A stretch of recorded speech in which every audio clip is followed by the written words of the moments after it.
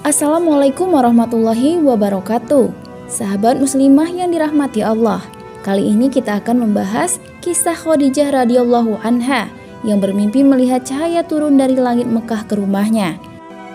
Lalu apa makna dari mimpi tersebut? Simak video ini sampai selesai.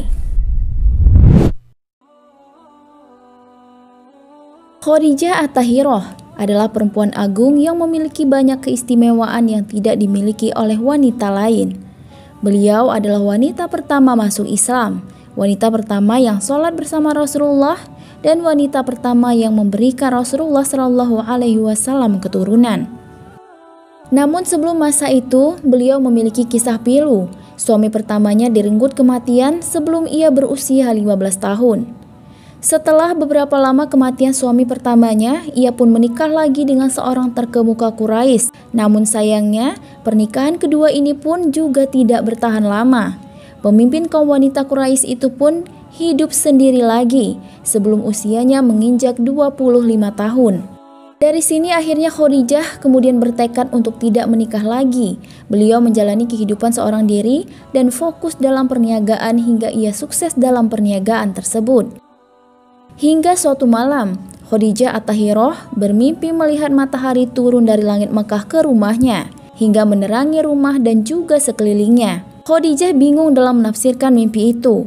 Hal tersebut membuat Khadijah gundah dan was-was apakah mimpi itu kabar baik atau malah sebaliknya. Hingga ketika terbit fajar telah menerangi jalan Makkah, ia kemudian bergegas pergi menuju rumah sepupunya, Warokah bin Naufal. Ia mengetuk pintu. Begitu mengenali suaranya, Warokah merasa heran mengapa Khadijah datang sepagi itu. Ia tahu pasti ada hal penting yang membuat At-Tahirah Khadijah datang. Begitu Khadijah menceritakan perihal mimpinya, wajah Warokah bin Naufal langsung berbinar terang dengan senyum lebar. Ia berkata kepada Khadijah, "Bergembiralah wahai Khadijah, karena seorang nabi umat ini akan muncul dari rumahmu, lalu kemudian menerangi seluruh dunia." Mendapat penjelasan dari sepupunya Warokah bin Naufal, Khadijah kemudian keluar dari rumah sepupunya dengan jiwa dan hati tenang. Namun mimpi itu kian hari kian terpatri di hatinya.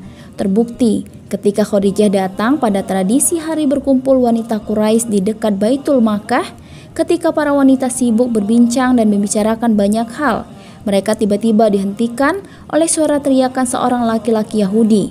Laki-laki itu berkata, "Wahai kaum wanita Quraisy, sudah hampir tiba masanya Nabi akhir zaman. Siapa di antara kalian bisa menjadikan ia suaminya, maka jadikanlah ia suaminya."